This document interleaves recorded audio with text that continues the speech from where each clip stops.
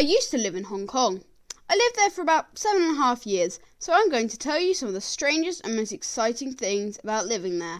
So, in Hong Kong, there were snakes. Lots and lots of snakes. They were everywhere. In your garden, in the drains, on the roads. Someone even found one in their toilet. They ranged from tiny little harmless ones that look like worms to the rare yellow-banded crate whose venom could kill you in a minute. The general rule of thumb was to ignore them and they'll ignore you, and in the end they became pretty much a day-to-day experience. As well as that, there was the heat. A normal day would have a 90 to 100% humidity and would be around 25 degrees Celsius, so you were constantly sweating. A midwinter's day would be about 13 degrees Celsius and 50% humidity. That was bliss for anyone who lived in Hong Kong. Then there were the typhoons. Huge storms that would wash in every now and then.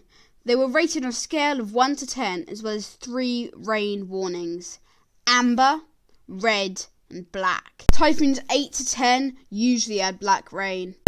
And on the more severe of these storms, we would tape our windows so that if they broke, the pieces would not be as small. But in the end, I don't think they would have done anything, as we only did it in a cross, so, I guess it was so we thought we did something when we didn't actually do anything at all. Anyways, a usual typhoon 10 would go something like this. We'd get the typhoon warning in the morning, then about, midday, the sky would go black, the rain would make some small floods across the roads, and the sea levels would rise anywhere between 3 to 5 meters. There would be lots of thunder and lightning and massive winds with loads of trees falling, and sometimes even golf buggies would be flown around. Oh, and I forgot to mention, in the place I lived, so not Hong Kong Island itself, but a little island away from it called Discovery Bay, there weren't any cars at all, only golf buggies, so that's why they were flying around instead of actual cars. But back to Typhoon 10s, it was always exciting to walk around after it had gone and see how high up the beach the water had came and where trees had fallen. As well as this, after the typhoons, these big bullfrogs would come out, and they literally sounded like cows, so much so that we actually thought they were when we first arrived. Moving on from typhoons, another cool thing you can see in Hong Kong is that some buildings have these huge holes in the middle. This is because there is an old Chinese legend that the mountains are actually sleeping dragons, and that when the dragon wakes, it'll go down to the water to drink, and if you block them, they'll destroy the building that's in their way. But the problem was, the holes were always a lot smaller than the mountains, so I could always imagine the dragon just getting stuck halfway through the hole. Wow, I'm a dragon mountain. I'm so thirsty. Time to go grab some polluted harbour seawater. Oh look, there's a building in the way.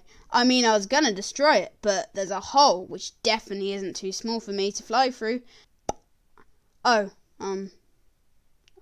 guess I live here now. Woo! Another amazing thing you could do in Hong Kong was visit the Big Buddha. Basically, you take a 20-minute long glass-bottom cable car ride above a mountain, a forest and a lake. It's beautiful. And then, finally, you arrive a short walk away from the bottom of 1,000 steps that lead to a huge bronze Buddha statue. There's also some really beautiful temples and a lovely Chinese restaurant. The best part about living in Hong Kong, though, is where I got my doggo, Martha.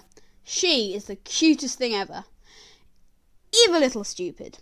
I'm probably going to be talking about her in a future video though, so if you like very cute dogs, check out that vid if it comes out.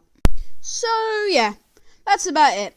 An extremely brief summary about my experience in Hong Kong. There's a lot more to talk about, so if you do want to see a part 2, let's try and get to 20 likes. This took a lot of time for me to put together, so if you do enjoy, please consider subscribing, as it would mean the world to me, and you get to see my next video when it comes out.